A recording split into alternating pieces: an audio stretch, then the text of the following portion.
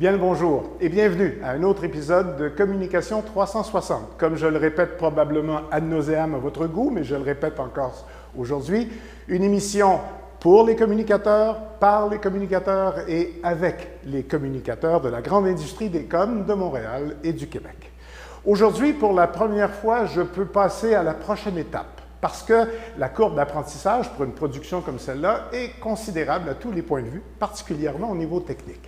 Mais voilà que je réussis aujourd'hui à intégrer dans la formule de Communication 360 ce qu'on voulait faire depuis le début, c'est-à-dire de vous présenter et de placoter, de jaser avec un communicateur en particulier.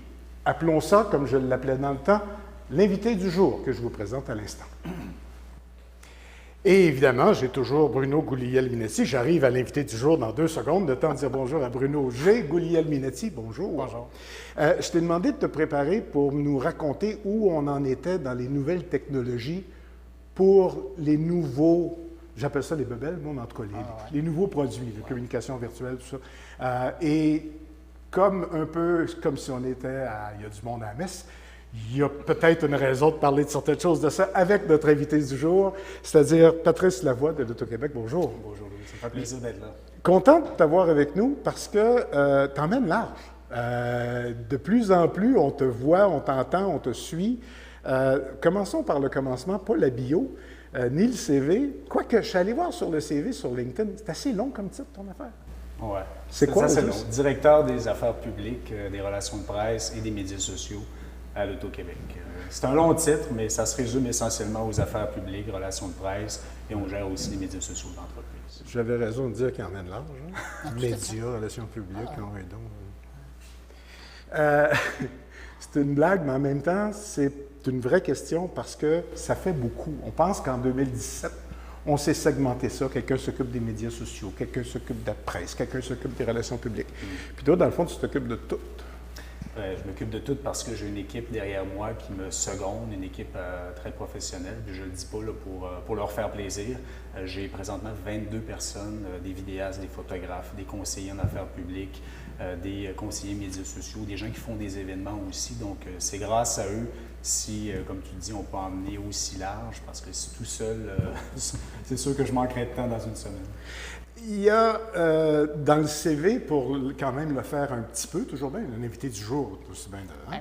Mais si tu as quelque chose à rajouter, Bruno, tu ne te gênes pas. Hein? Je vais juste faire une parenthèse. Oui? L'Auto-Québec, selon moi, aujourd'hui, en 2017, c'est probablement le plus beau modèle. Évidemment, ce n'est pas à la portée de tout le monde, là, mais c'est probablement le plus beau modèle au niveau de la communication parce que, justement, il y a une tête qui pense à la stratégie et par la suite, il y a un déploiement sur toutes les plateformes. Et c'est ça qui manque. Parce que dans la plupart des organisations, maintenant, comme tu le disais, il y a une segmentation. Alors, tout le monde développe, il y a un plan de communication, puis là, tout le monde développe un angle, tandis que là, il y a une stratégie et elle est multiplateforme. Et ça, j'avoue qu'avec l'arrivée de M. Lavoie à l'Auto-Québec, ça a été toute la différence. Puis ça, je l'ai vu, et ça fait des années que moi, je le suis. C'est vraiment, s'il y avait un cas d'étude que je ferais un jour, ça serait le leur, parce que je le trouve bien appliqué. Là, si tu as d'autres choses intelligentes comme ça à dire, tu ne te gênes surtout pas, mais arrête d'y faire plaisir et d'être flagorneur parce que moi, je voulais un peu de chicane aussi. Là, je vais le tweeter. Là, OK, c'est bon. Je vais montrer cet expert-là à mes boss juste pour... Ah bon, OK. Non, mais il y a une logique à ce qu'il dit. Dans le fond, j'espère. on est à l'interne, entre guillemets, on parle aux communicateurs.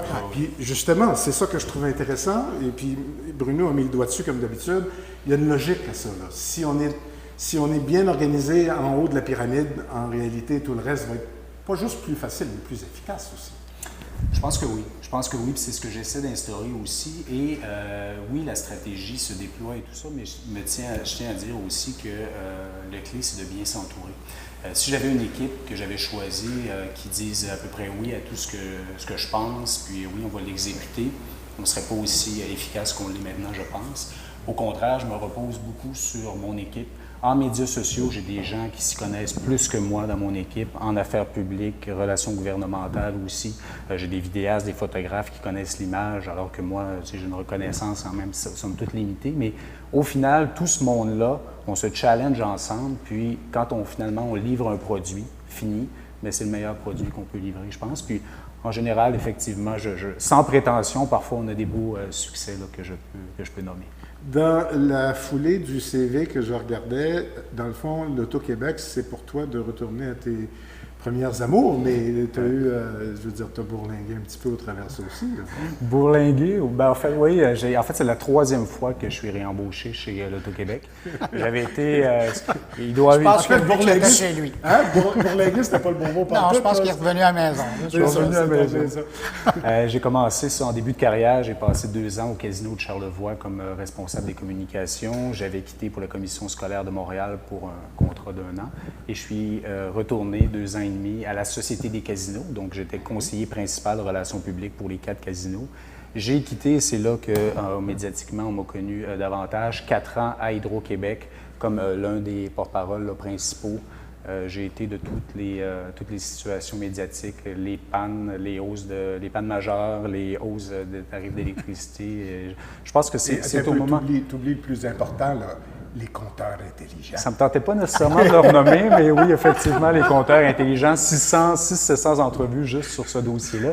Mais en tout et pour tout, ça a été quand même une école parce que j'ai fait, je pense, environ 2000 entrevues directes, radio, télé, presse écrite, exclusivement chez Hydro-Québec. Et c'est ce qui m'a permis, au moment de la retraite de l'illustre Jean-Pierre Roy, qui était mon prédécesseur à l'Auto-Québec, qui a été là pendant 36 ans. C'est ce qui a permis à l'entreprise de penser à moi et de lever la main, de me demander si ça me tentait d'y retourner. Puis c'est clair que je n'ai pas hésité. C'est une belle entreprise.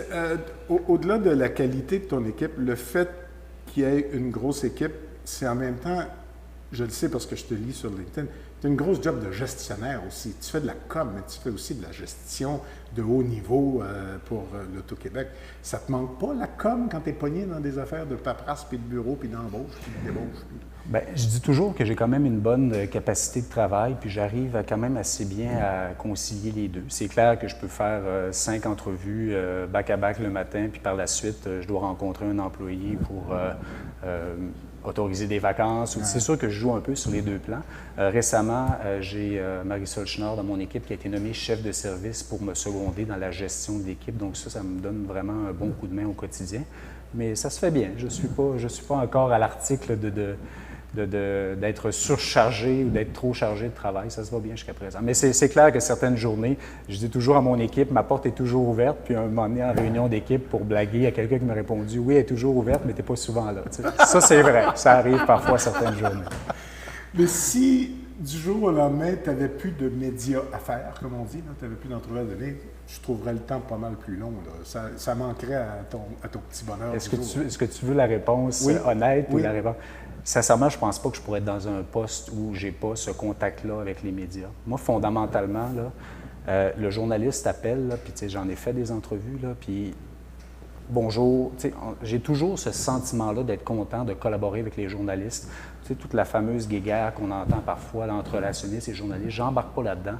Moi, les gens sont pertinents, les gens sont éthiques et avec tous les journalistes que j'ai collaboré, je vous dirais que c'est une minorité de gens avec qui j'ai eu une moins bonne expérience. Mais en général, les gens sont bien. Tout le monde essaie de faire le meilleur de ce qu'il peut avec le temps et les contraintes qu'ils ont.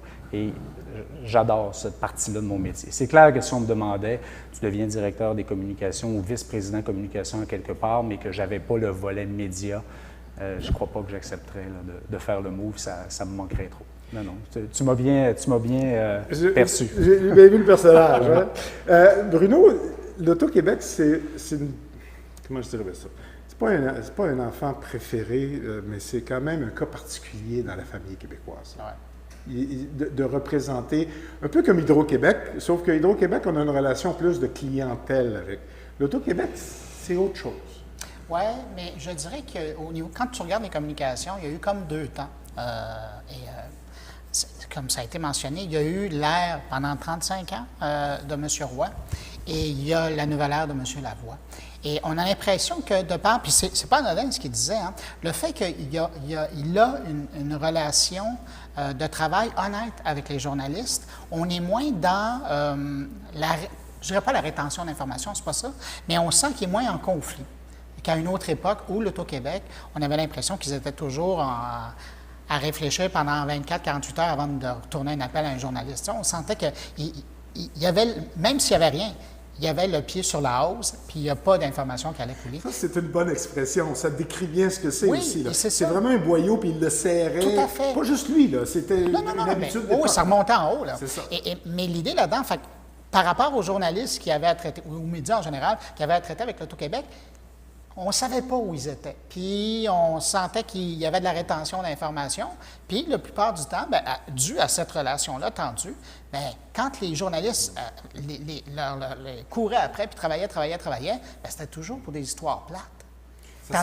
Tandis qu'aujourd'hui, parce qu'il y a un taux de réponse, je ne sais pas, il faudrait calculer sur la page Facebook de l'Auto-Québec, mais ils doivent être très forts. Mais comme il y a un taux de réponse très rapide, lui et toute son équipe de communication, ça fait que pour tout type d'information, quand les journalistes téléphonent à l'Auto-Québec ou envoient un courriel ou envoient un DM, peu importe, ils ont une réponse rapide. Alors, les bonnes nouvelles passent comme les mauvaises nouvelles. Et comme ils sont tellement présents sur les réseaux sociaux, quand tu regardes le pourcentage, là, il y a bien plus de bonnes nouvelles qui passent parce qu'eux font leurs nouvelles que ce qu'il y avait dans le temps de l'Auto-Québec à l'époque de M. Roy.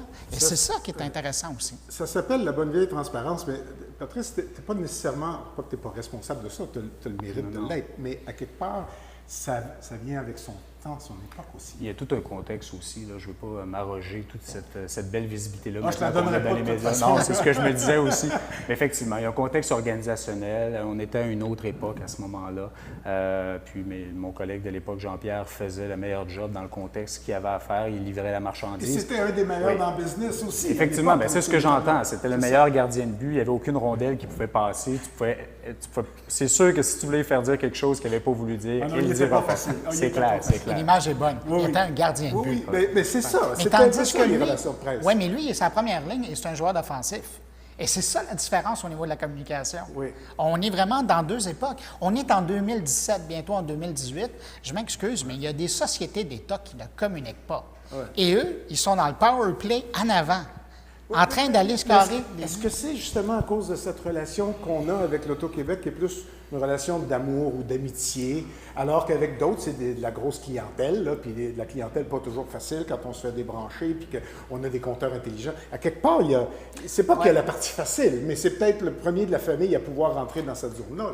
Il y a un pourcentage plus élevé de bonnes nouvelles. Oui. Sauf que si l'Auto-Québec, je dis de l'Auto-Québec, mais la SAQ et d'autres gros joueurs comme ça de l'État décidaient de vraiment jouer offensif et de commencer à raconter leurs bonnes histoires et de donner une twist intéressante à ces histoires-là, ils pourraient en marquer des buts. Sauf qu'ils sont encore dans la bonne vieille époque.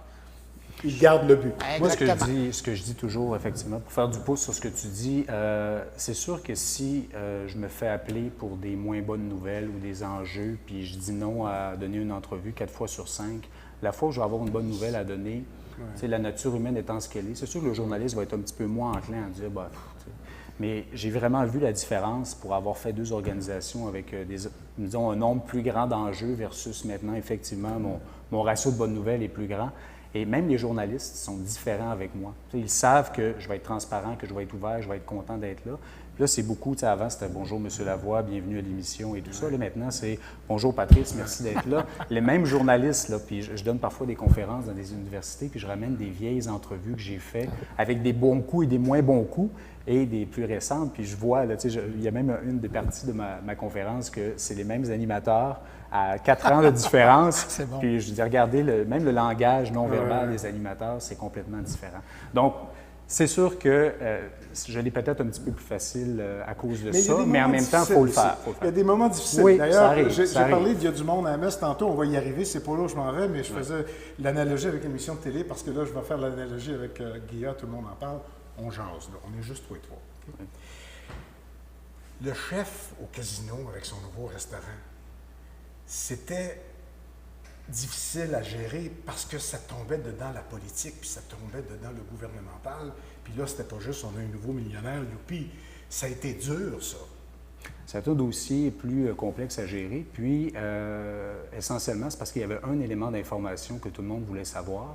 Et nous, compte tenu qu'on était justement avec ce chef-là, l'atelier Joël Robuchon, qui, lui, est un partenaire privé. Là. Donc, lui, il n'y a pas à communiquer les chiffres de ses investissements publiquement. Donc, nous, on était tenus par contrat de ne pas mentionner cet élément-là. Et là, ça a parti avec des chiffres un peu tout croche et tout ça. Puis là, nous, on n'avait même pas la possibilité contractuelle de venir rectifier ou de venir se défendre.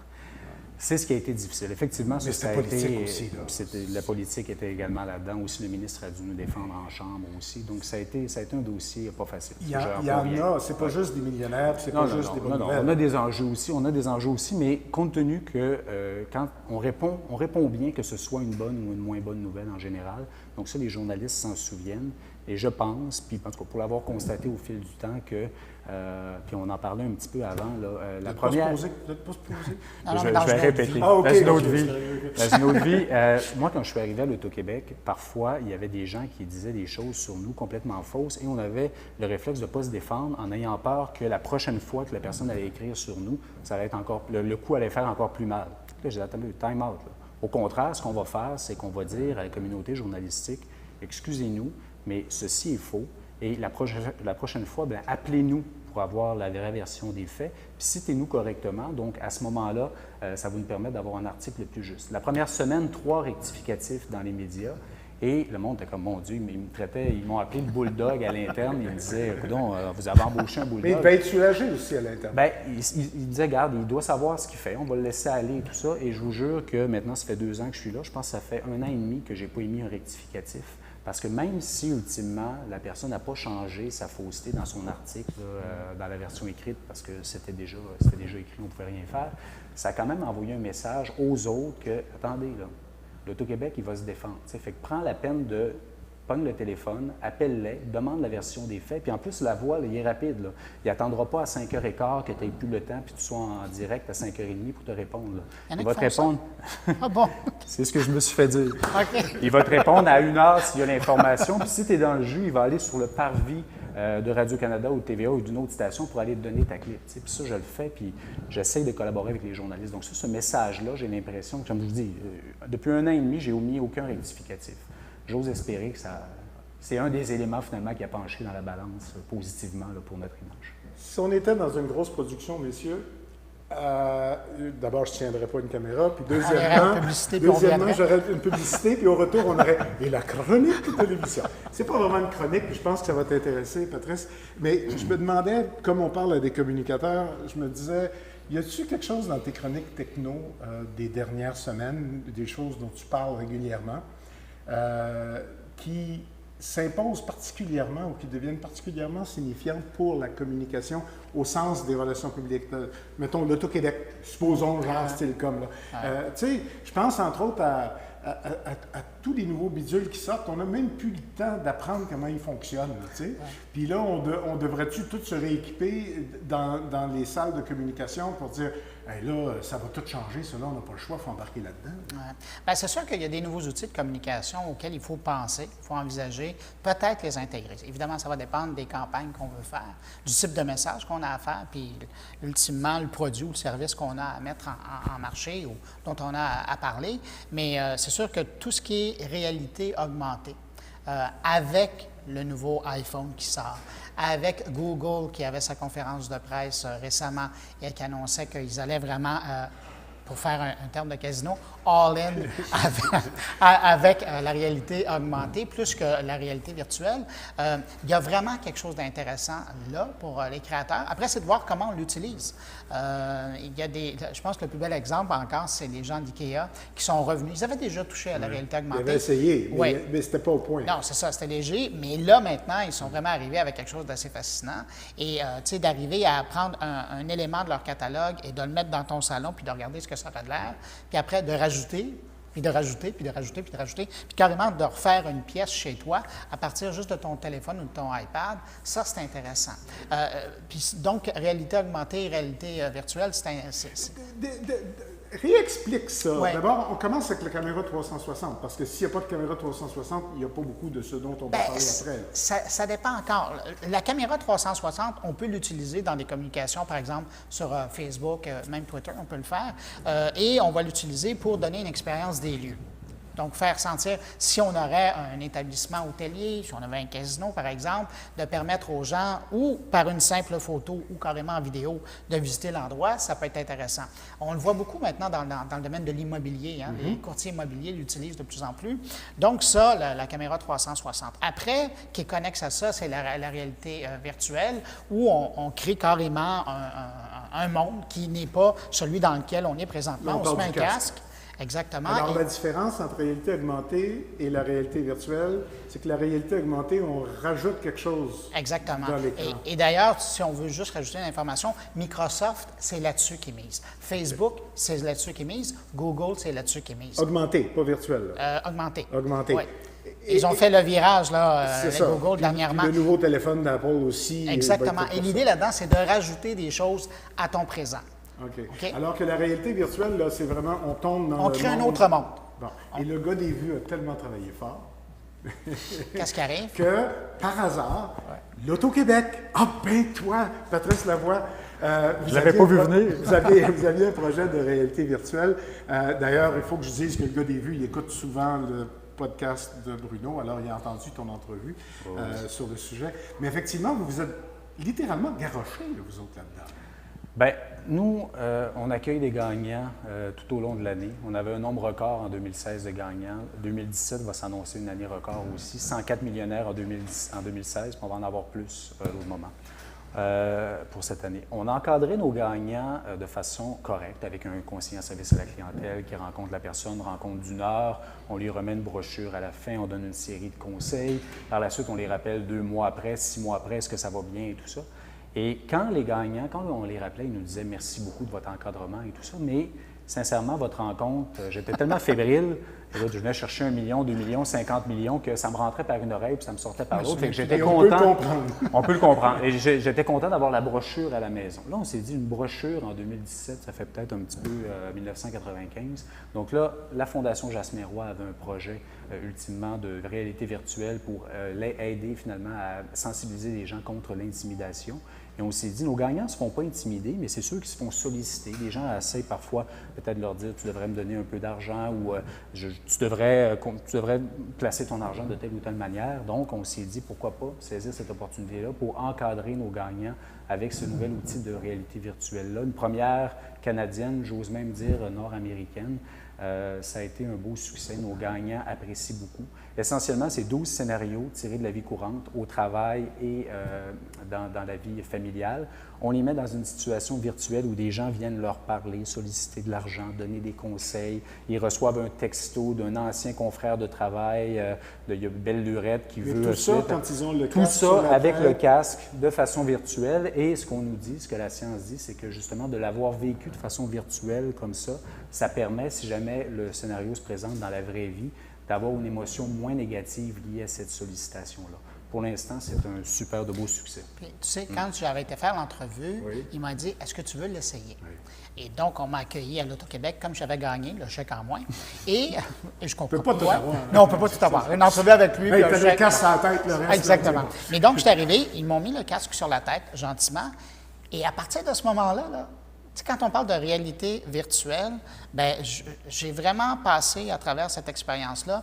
Et pendant ce moment-là, j'avais l'impression, c'est drôle de raconter ça, j'avais l'impression d'avoir gagné quelque chose. Et je voyais vraiment les gens qui venaient me voir. Puis c'est subtil, hein? Puis c'était des scènes à la maison, des scènes au bureau. Puis sur le coup, je voyais les gens venir vers moi, puis ça vient d'un petit peu partout. Tu sais, un party de famille à un moment donné parce que tu as gagné, puis après au bureau, ils t'accueillent.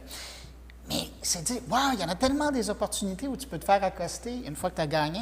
Je réalisais ça, d'une part. Puis après, quand j'ai enlevé le casque, je me souviens, j'ai dit à Patrick, j'ai dit, wow, j'ai dit, là, j'ai presque l'impression de savoir qu'est-ce que c'est avoir gagné 1 million ou 2 millions.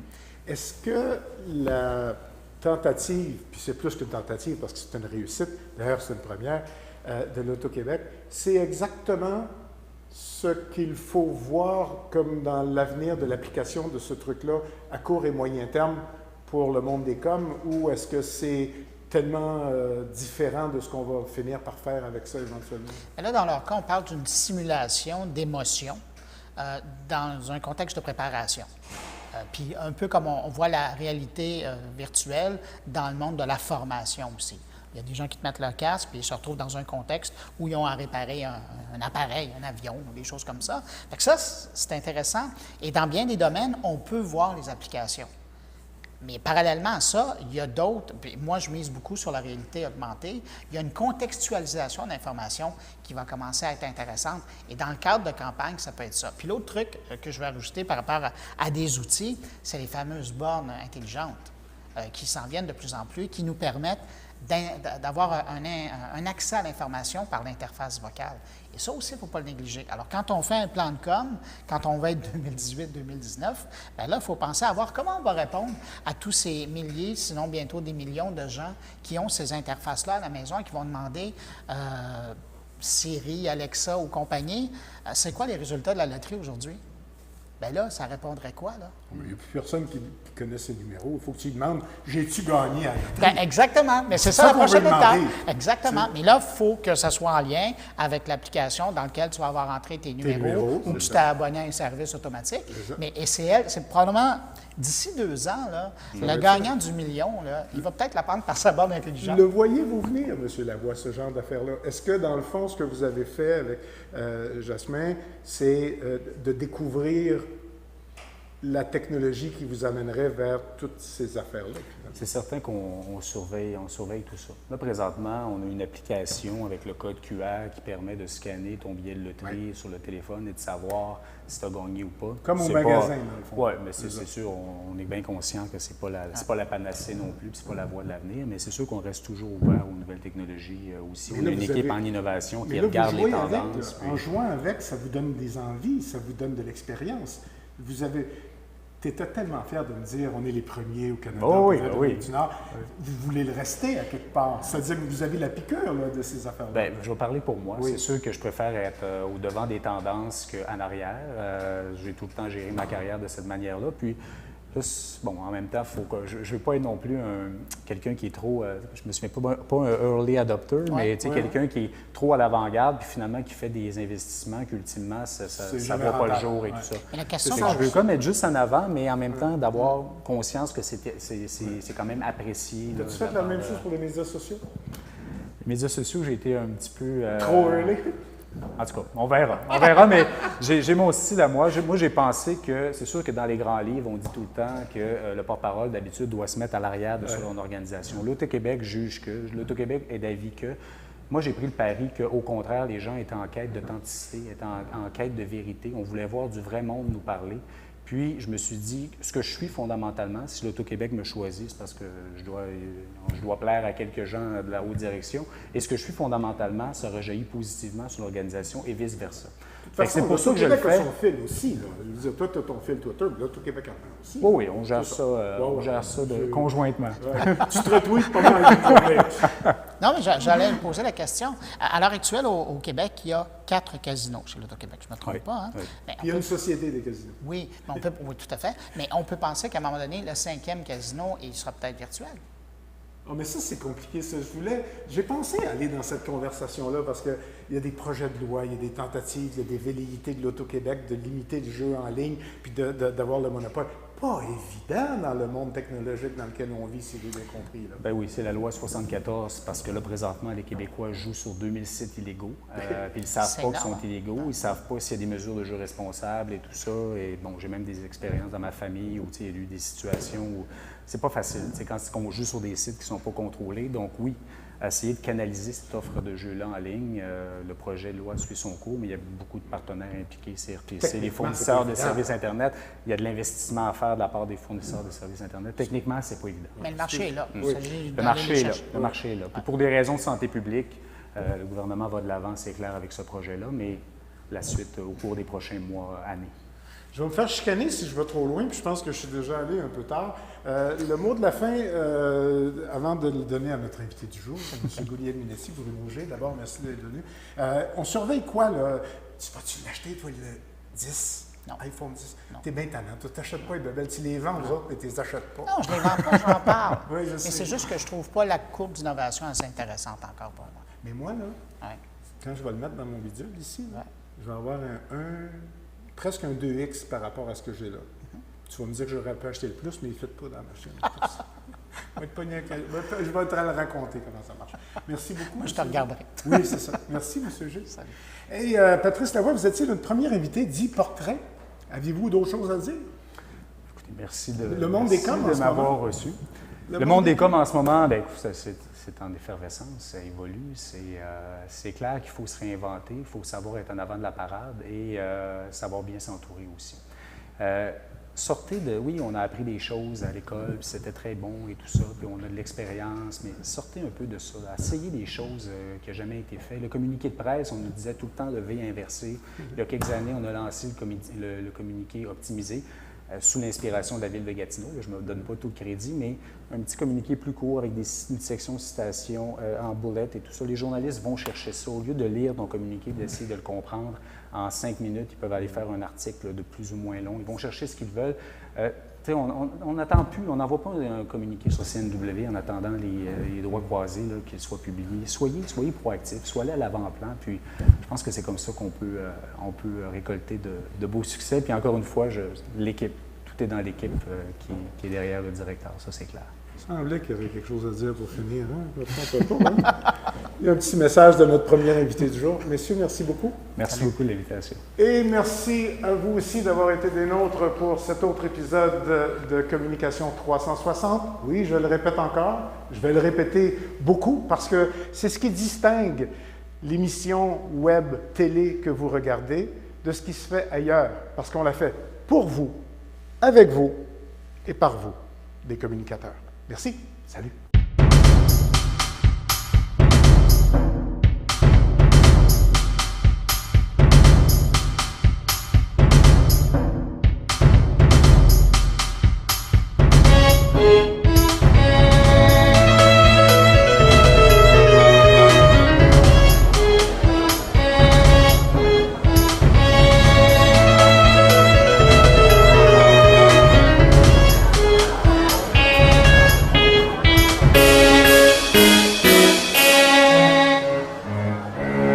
C'est fini.